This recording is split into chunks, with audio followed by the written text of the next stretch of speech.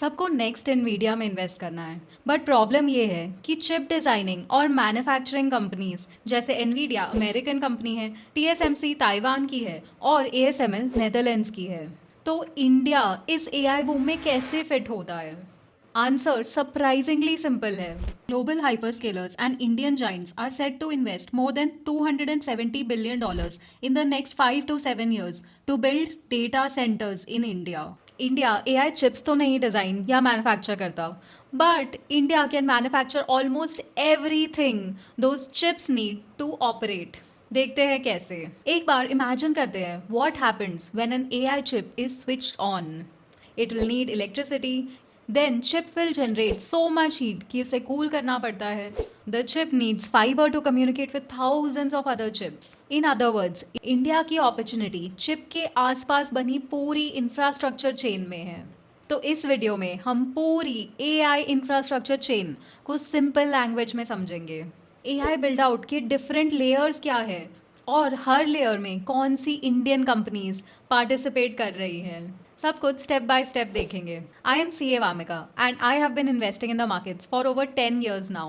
Quick disclaimer before we begin. This video is only for educational purposes, not a recommendation to buy or sell anything.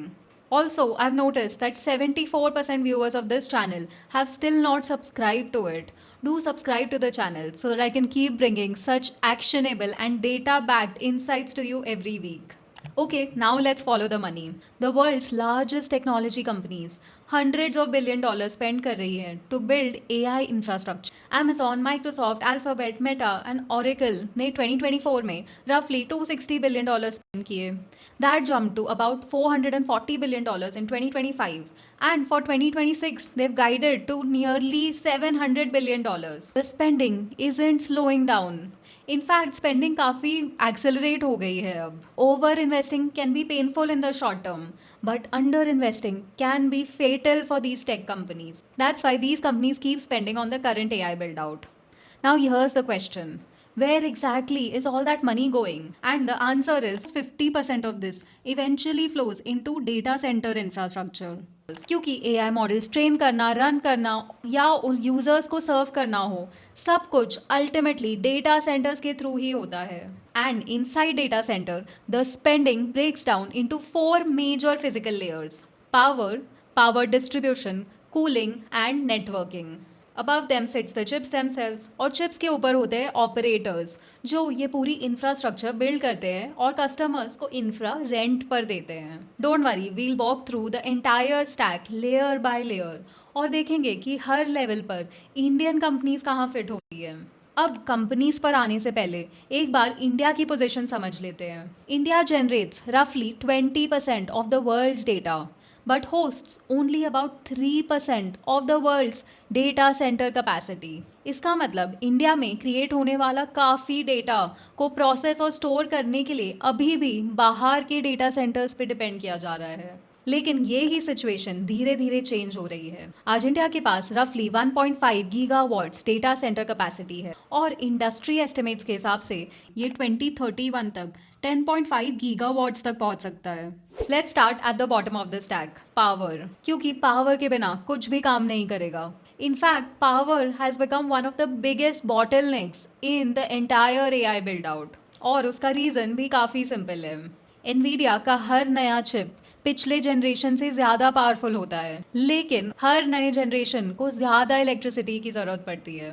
For example, the H100 chip needs रफली 700 watts पर chip. Blackwell chip को चाहिए 1000 watts and the latest generation is pushing towards 1400 watts and future chips are expected to consume even more. इसीलिए जब Nvidia एक नया chip announce करता है तो इनडायरेक्टली वो फ्यूचर इंफ्रास्ट्रक्चर डिमांड भी अनाउंस कर रहा है for the power and cooling infrastructure. Now imagine Microsoft wants to build a new data centre. Data centre की बिल्डिंग बनाना रिलेटिवली ईजी है, but getting power to it is the hard part. कई cases में grid connection मिलने में 3 से 7 साल तक लग सकते हैं and no amount of money can accelerate the permitting process. So instead of waiting for the grid, many operators are starting to build power generation capacity right beside the data centre. और यही से demand create होती है fuel cells, gas turbines, generators और बाकी power equipment की।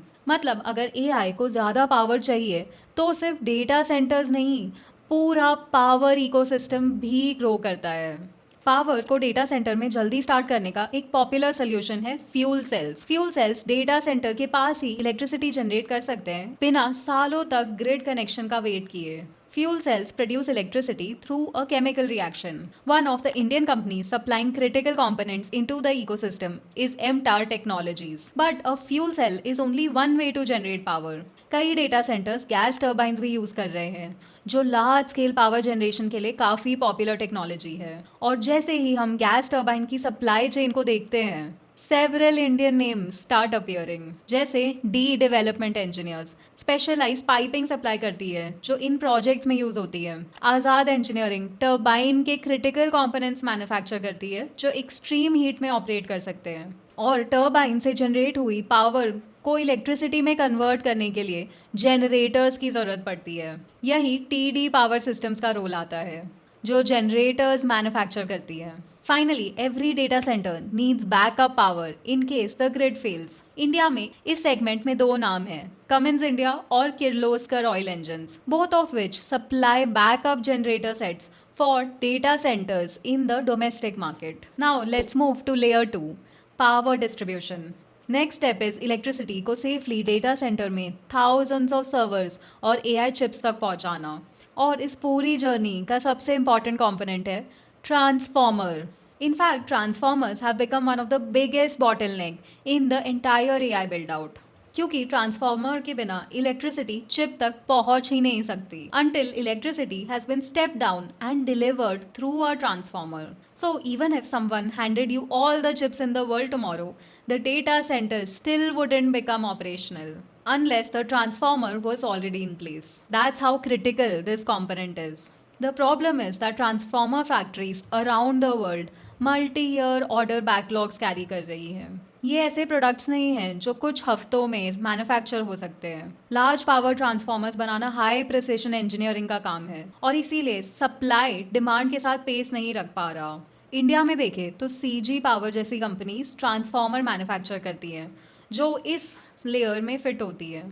Now power को safely root करना, प्रोटेक्ट करना और बैकअप देना भी ज़रूरी होता है ताकि सर्वर्स बिना इंटरप्शन के चल सके।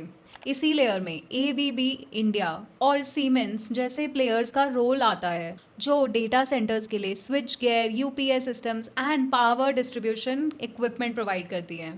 All of this equipment has to be physically connected. A large data center can require hundreds of kilometers of cable.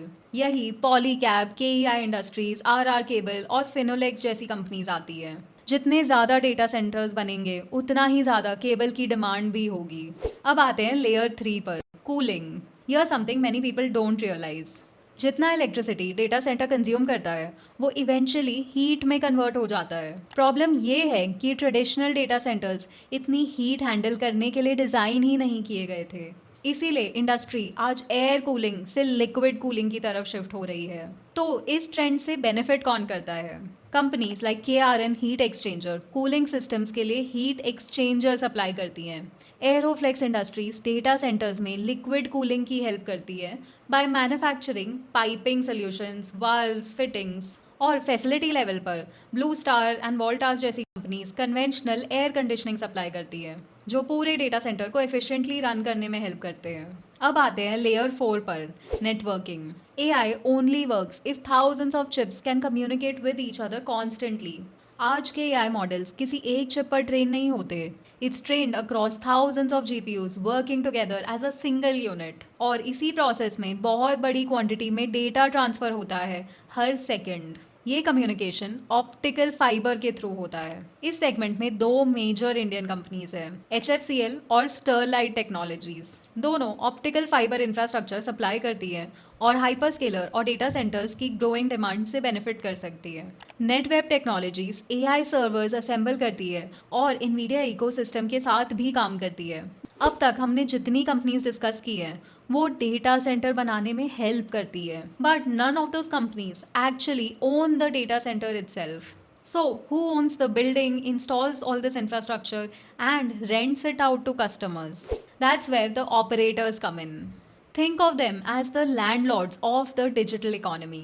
ये डेटा सेंटर बिल्ड करते हैं, पावर, कूलिंग और बाकी कनेक्टिविटी इंफ्रास्ट्रक्चर प्रोवाइड करते हैं, और फिर क्लाउड कंपनीज और एंटरप्राइजेस को कैपेसिटी रेंट आउट करते हैं। लिस्टेड स्पेस में अनंतराज अपने एग्जिस्टिंग लैंड बैंक को यूज करके डेटा सेंटर्स बिल्ड कर रहा है। टेक्नो इलेक्ट्रिक अपनी पावर एक्सपर्टीज को लेवरेज करके इस सेगमेंट में एक्सपैंड कर रहा है। और सिफी इन्फिनिट स्पेसेस इंडिया के leading pure play data centre operators में से एक है, जो अपने पब्लिक लिस्टिंग के लिए वेट कर रहा है। And then there is one final layer above the data centre itself, companies like E2E networks that don't lease out the space. Instead वो बिजनेसेस को AI कंप्यूटिंग पावर रेंट पर देती है।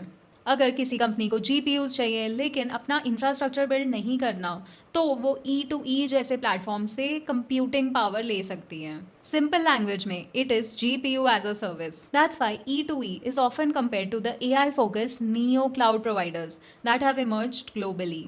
But before we wrap up, some very important insights and warnings. First, ये पूरा ecosystem ultimately AI chips की global demand पर depend करता है।